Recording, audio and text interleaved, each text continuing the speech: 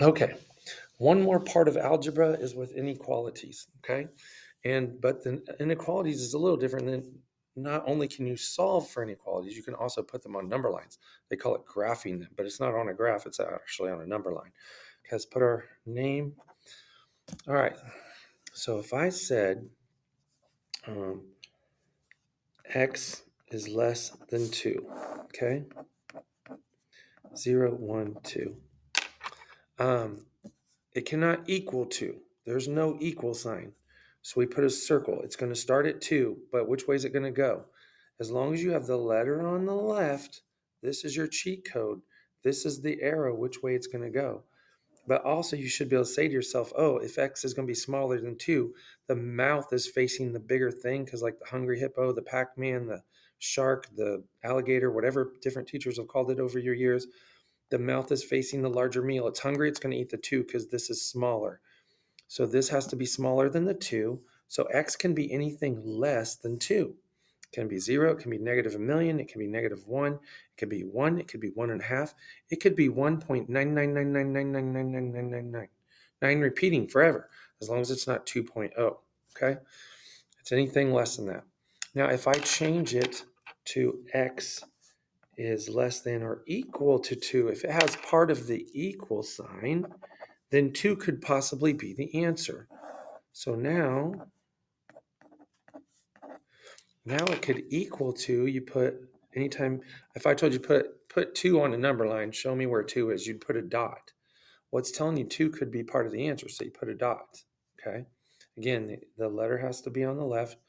So now it's going to be 2.000 forever or less, okay? But if it's 2.000000001, then it's not included because it's bigger than 2.0, okay? All right, same thing with greater than and less than. Greater than and equal to. That's how you graph it. You to dot or not to dot. You put a dot if it's got part of an equal sign. Okay. Now they can do algebra. They can say 3x minus 7 is less than or equal to 3. Hold on. I need to change it.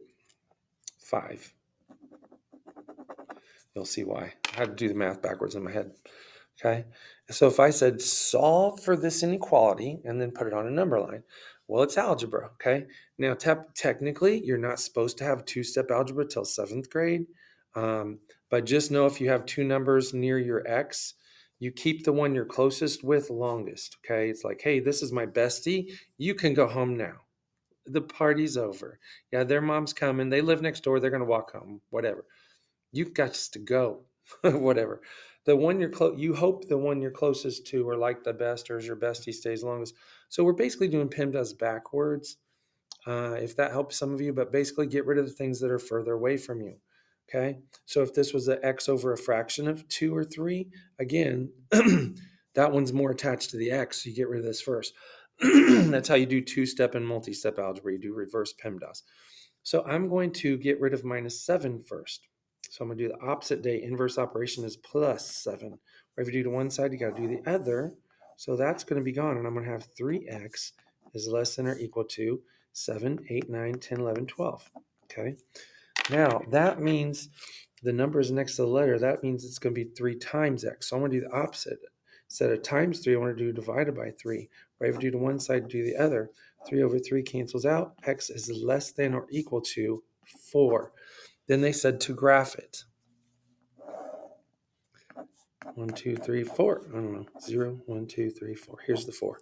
Okay, can 4 be one of the answers? Yes, there's part of an equal sign. So I'm going to put a dot there because 4 could be the answer.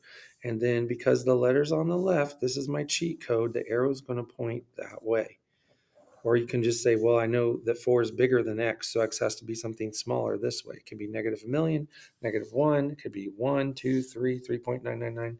Okay, that's graphing and solving inequalities for number lines.